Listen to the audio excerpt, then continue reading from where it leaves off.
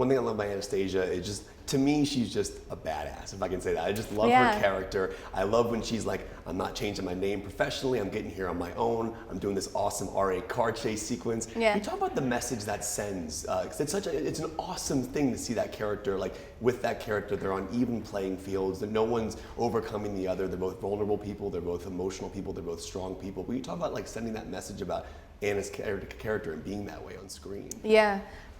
Well, I think, especially given the circumstances of the film, the content is sexual power, which is very relevant these days, and she is not suppressed whatsoever, and she carries herself with a sense of self-worth and respect, and she is true to that throughout every conflict that she faces, every hurdle, every discussion with him, but she also maintains a level of vulnerability and kindness and compassion that I think those two things coupled are brilliant.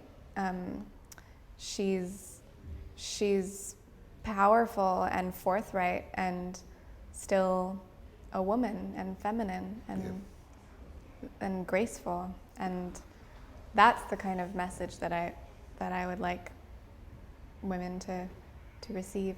Yeah, that's how I took it when I watched the film. And I was curious, I saw a question online. This is an interesting thing about, like, you were asked last year your favorite scene of the entire 50 Shades series. And a fan tweeted me this saying, like, your answer at that time on 50 Shades Darker was the scene was in Freed, and you didn't want to talk about it yet. But now that we're here for Freed, what is that scene? I would love to know, like, what scene your favorite scene was in the whole series. This is from a fan.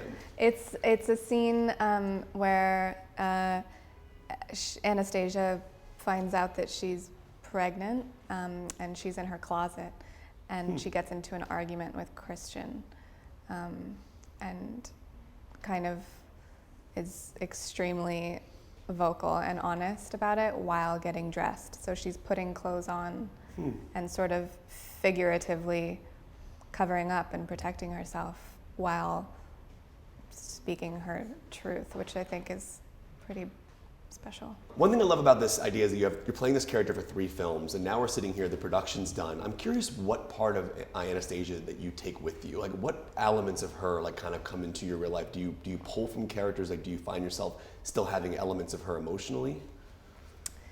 I don't know that I do that. That's not. I don't really drag characters into other ones. It's important to me to leave it behind, whatever the job is. So that's not really something I do. I think that I will carry her in my heart forever. You know, this has been an incredible opportunity for me, and it's completely changed my life. So it's something that will be in my heart, brain, forever. I think the R8 scene is so awesome. And I just think the whole chase sequence, like that scene blew my mind. I was curious how fun that was to shoot that, how much training was there involved, or, I mean, how those shots worked. Are you really driving down the road as we're seeing you? How do they shoot that moment? It's so cool. Yeah, it was amazing. I did precision driving training for that, which was fun. I grew up driving, basically. I grew up in Colorado driving, cars and trucks and dirt bikes and things. So it was really fun. There are moments that are not me driving, obviously, for like insurance purposes, but it was so fun, and Jamie was so scared. Was he really? Was he freaking out? Yeah, he didn't like it. Well, you did a great job. I can't wait for Suspiria. Cannot wait. So it was awesome talking to you. Hope you have a wonderful rest of the time in Paris. Really nice to meet you. You're always so kind, so thank you. Thanks so much. All right, well, first of all, congratulations to you, man. I'm curious, you play 3 films, you play a character for this long, you have this much of an arc happening on screen. What elements of Christian are still with you now that you've wrapped? Like, what do you take from him into your own life? I mean, I think you take a little bit of every character into your own life, or you learn something about yourself, I think, from every character you play. It's funny with Christian because it's such a big chunk of, 3 movies, but in a way, it's been nearly 2 years since we finished, and it kind of feels mad to be sitting here talking about him now. But I don't feel like I think he's a character I've played that I'm furthest away from in my own life. You know, there's things I admire about him and his ambition and his prowess at work and what he's achieved and his charity work and all that stuff. I think's really cool. I take something from that.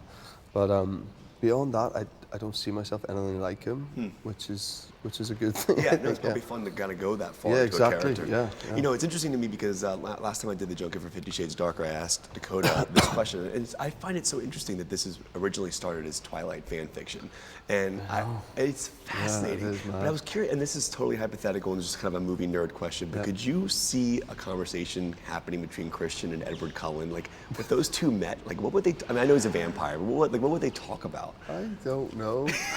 Because you know Pattinson pretty well. Yeah, I do know him very well. I don't know. I'm going to try to set that up. Why don't I get back into character and Rob can get back into character and we'll do that. You can come and film it. I will direct this. You guys have this on camera, right?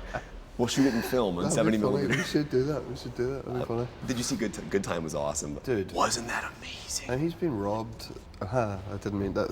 It was a total mistaken pun. But like, I thought he should have been up for all kinds of awards for that. Completely agree. It blew my mind, to be honest, that film. It was a departure. It was Right from the start. Oh my God. and the score was Oh, amazing. stunning. Yeah. You know, we're sitting in a pretty iconic place here in Paris, but you just told me something fascinating. Can you talk about what you just told me about, like about the hotel room one, and also where we're shooting right now? Yeah, so we're in the opera in Paris, and I had my first ever professional acting scene in this very building on Marie Antoinette with Sofia Coppola.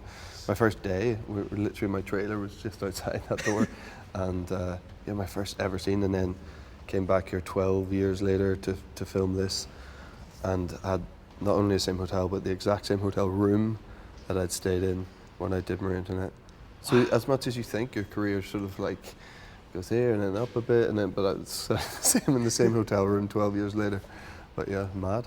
Now, last time I saw you, we talked about the 4x4, and I'm going to get to that. But I have yeah. a serious question first, though. Because I've always been fascinated by this. I'm watching the film, and obviously he has the scars on his body. And I think in Darker, there's the shower scene where she asks you about the scars, and you kind of like don't want to talk about it. But in the book, my wife was telling me it's actually cigarette burns. Exactly, yeah. I was curious how deep you went into that in your mind. Like, did you build out what happened to him in that exact scenario? Like, sometimes actors will kind of build stuff in. Did you build that out? Yeah, a little bit, and I tried to sort of consider the sort of pain of that and what the touching of that represented, and try to tap into that a little bit. And online's amazing now for stuff like that, and you can on YouTube, even YouTube and stuff, you can find out old people. There's a whole like almost like a series or like a kind of like a mini documentary I watched about people with abuse and who had scars from abuse, and how they can't have certain materials on it, and also don't let people touch. So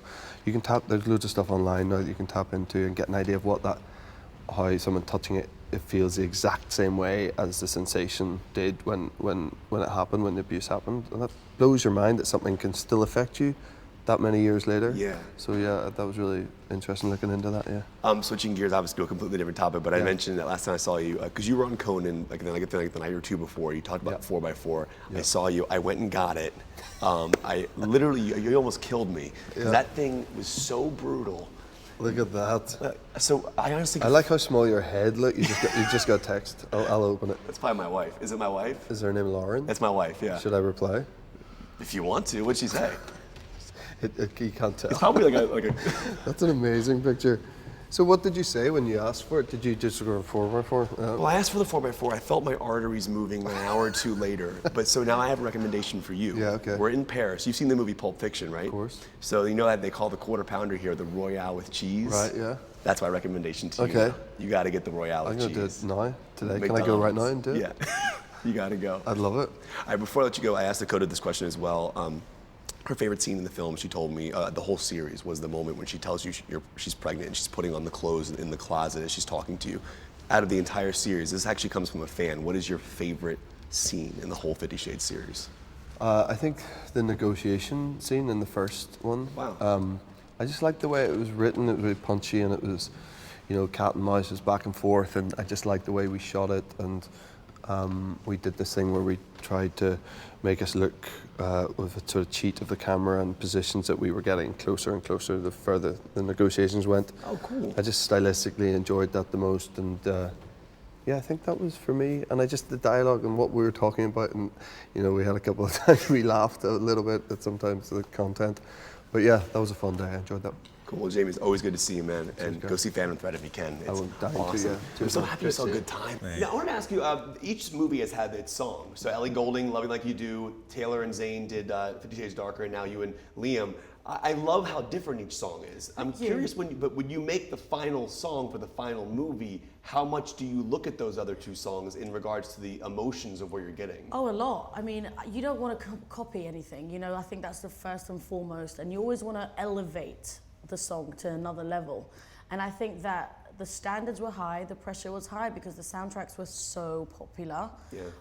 But also, we came from a perspective of wanting to round it all off because this is technically the last movie.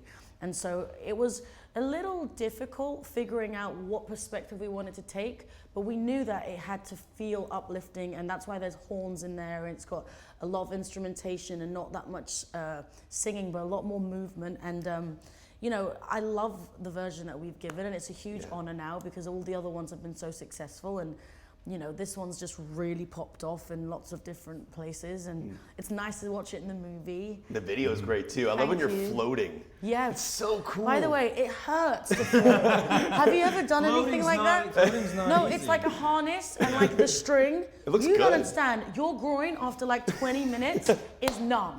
Sorry, I know I shouldn't say that, but it's so difficult. And my It's the friend, price you one of pay my for friends being told me he weightless. did a whole movie like that. Oh, like when they have to do things in space, so they have to be on. Anyway, long story short, we got it there. But it Wow. As we're sitting here, I mean, obviously you look completely different than you do in the movie. Yeah. If I show a clip of you in the film, people are like, that's the People are same like, guy. "That's the same guy," yeah. Can you talk about what this is for? Is this for a role? Yeah, I am joined the cast of Vikings for season 6. Dude! So playing the legendary Viking Eric the Red. Do you do that in the movie? I do a lot of that. I have the sword. So doing okay. the prep work for going to work is to not shave, and that's great. It's great. I'm So in just the like- I'm in the urban version of Vikings. Oh, I honestly would pay to watch that. That would It'd be pretty amazing. It's just you walking around The London with urban a sword. hip hop version of With a sword, marching down London, taking people out, but also like with a latte. Oh yeah, Right? yeah, for sure. Yeah, I want to ask you, when you do have a song for a movie that you're also in playing a character, Yes. does that help you get into her character? Now, like, for example, when we're watching you in the video, is part of her character in that version of this video? It's you. I see what you're saying. Does it connect? Yeah. Well, I tried to not because that's what I wanted to do with the movie. I wanted to keep the soundtrack and the character of Mia separate, and I think they are. I went straight into like pop star Rita mode when I did the music video. Yeah, it was like running around, hair blowing in the wind, full face of makeup. It was definitely different, but it worked really well with the movie, and it made the scene really kind of move gracefully because you know you've got that one scene with the big song. And do you know the scene it's going to be in when you write the song? No. Interesting. Yeah, that is interesting. I wish I did, but you don't. And then you kind of make it work, and then you sometimes go back in when we see the vision, and we go back in and fix it, and then boom, magic. Can you just talk about, for you specifically, playing a villain? Is a quote unquote villain? But there's obviously, the character himself doesn't probably consider himself a villain. He thinks that he's doing the right thing in his own mind. Can you talk about that? Yeah, well, I think that's every good villain. Every good villain thinks they're right in their own Yeah. mind. Right. And so the challenging thing is to get into that headspace where you're not the bad guy. Right. And it's really dark. It's a really dark place to go because you have to emotionally connect with someone who's pretty disturbed. So those days of shooting, especially where I'm being, spoiler alert, awful to Rita and Dakota and pretty much anybody else I come across, it doesn't feel good at the end of the day. Like you feel disgusting. And I think out of all the bad guy roles I've done, this one was particularly gross because he was lecherous and abusive and violent and Yeah, it doesn't feel good. It looked really scary, Yeah. but he's a lovely guy. He is. Yeah.